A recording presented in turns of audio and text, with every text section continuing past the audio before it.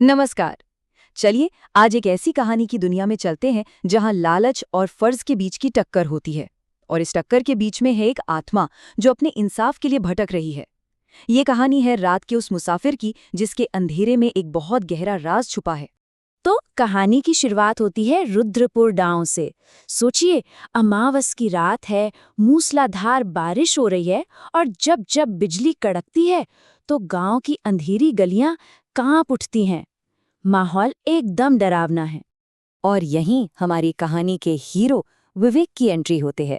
विवेक अपने बीमार मामा से मिलकर शहर लौट रहा है, लेकिन खराब मौसम तो एक तरफ, उसके सामने एक बहुत पुरानी और डरावनी चेतावनी भी खड़ी है। अब विवेक एक बड़ी कश्मकश में फंस गया है।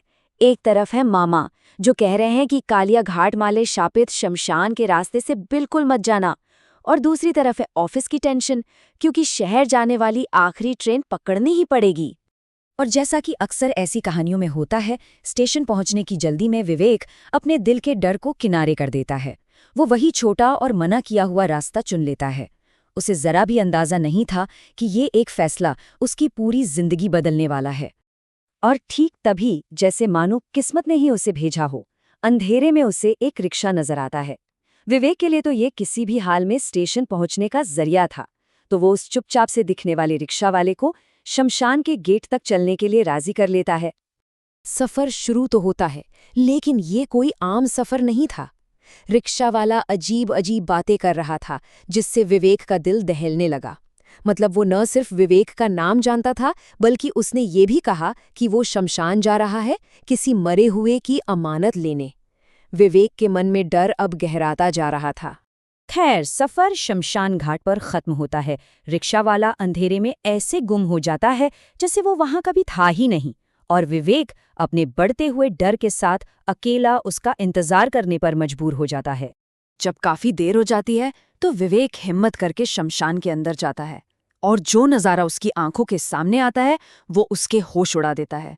वही रिक्शा वाला दो खौफनाक कंकालों से लड़ रहा था, और वो कंकाल उसे धमकी दे रहे थे कि अगली अमावस को वो फिर लौटेंगे। और तभी वो रिक्शा वाला अपना सबसे बड़ा राज खोलता है। वो कोई इंसान नहीं, बल्कि राजू की आत्मा है। हाँ, वही राजू जो 1 साल पहले गांव से अचानक गायब हो गया था। पर सच्चाई ये थी कि वो गायब नहीं हुआ था, उसका बेरहमी से कत्ल कर दिया गया था।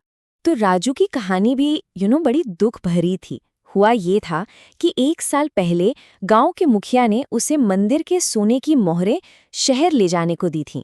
उसकी ईमानदारी से खुश होकर मुखिया ने उसे इनाम में कुछ सोने के सिक्के भी दिए। बस उन्हीं सिक्कों के लालच में 2 लुटेरों ने उसे मार डाला और उसकी लाश को पास के एक बरगद के पेड़ के नीचे दफना दिया। राजू को विवेक में एक अच्छा इंसान दिखता है, और वो उसे एक आखिरी जिम्मेदारी सौंपता है। वो कहता है कि बचे हुए सोने के सिक्के ले जाकर गांव की भलाई में लगा दे, और बरगद के पेड़ के नीचे से उसकी लाश निकालकर उसका अंतिम संस्कार कर दे, ताकि उसकी आत्मा को मुक्ति मिल सके। विवेक ने अपना वादा पूरी ईमानदारी से निभाया।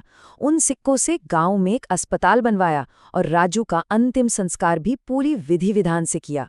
राजू की आत्मा आजाद हो गई और रुद्रपुर में फिर से शांति छा गई। सब कुछ ठीक हो गया ना? लेकिन क्या सच में? कहानी यहीं खत्म नहीं होती। ठीक 1 साल बाद, बिल्कुल वैसी ही एक तूफानी अमावस की रात, वो खौफ एक नए और ज्यादा भयानक रूप में वापस लौट आता है। ये इस बात का सबूत था कि वो श्राप अभी खत्म नहीं हुआ है।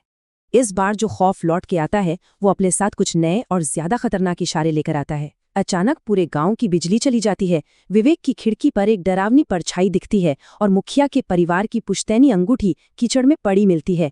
ये सब किसी बड़े खतरे का संकेत था। विवेक को वापस उसी शमशान में खींच लिया जाता है, और वहां जाकर उसे पता चलता है कि मामला अब बहुत बड़ा हो चुका है। वही 2 लुटेरों के भूत इस बार पुराने मुखिया के बेटे विक्रम को सता रहे थे, और उनका मकसद अब राजू के कुछ सिक्के नहीं, बल्कि गांव का एक बहुत बड़ा पुराना खजाना था। वो भूत विक्रम से एक दूसरी चाबी मांग रहे थे, एक ऐसी चाबी जो गांव के नीचे दबे एक बहुत बड़े खजाने का ताला खोल सकती थी। और उस चाबी को हासिल करने के लिए वो पूरे शमशान को जगाने की धमकी दे रहे थे। और जब लगता है कि अब सब कुछ हाथ से निकल जाएगा, सारे हालात बेकाबू हो चुके हैं। तब होती है एक पुराने दोस्त की वापसी, इस आखिरी जंग के लिए। राजू की आत्मा एक बार फिर लौटती है, लेकिन इस बार वो पहले से कई ज्यादा शक्तिशाली और तेजस्वी है। वो विवेक की ढाल बनकर उन दो लांची प्रेतों से लड़ने के लिए वापस आई है। तो इस बुराई को जड़ से खत्म करने का एक ही रास्ता बचता है, और वो भी बहुत खतरनाक। प्लान ये था कि विवेक किसी तरह विक्रम के गले से वो ताबीज छीने जिसमें चाबी थी, और उसे पास जलती ही चिता में फेंक दे, और इस दौरान राजू की आत्मा को उन दोनों भूतों को रोके रखना था। और विवेक वो कर दिखाता है। वो अपनी जान की परवाह किए बिना ताबीज को आग में फेंक देता है। ताबीज के आग में जाते ही एक जोरदार धमाका होता है, और वो दोनों लालची प्रेत चीखते हुए जलकर राख हो जाते हैं। श्राप आखिरकार हमेशा के लिए टूट जाता है।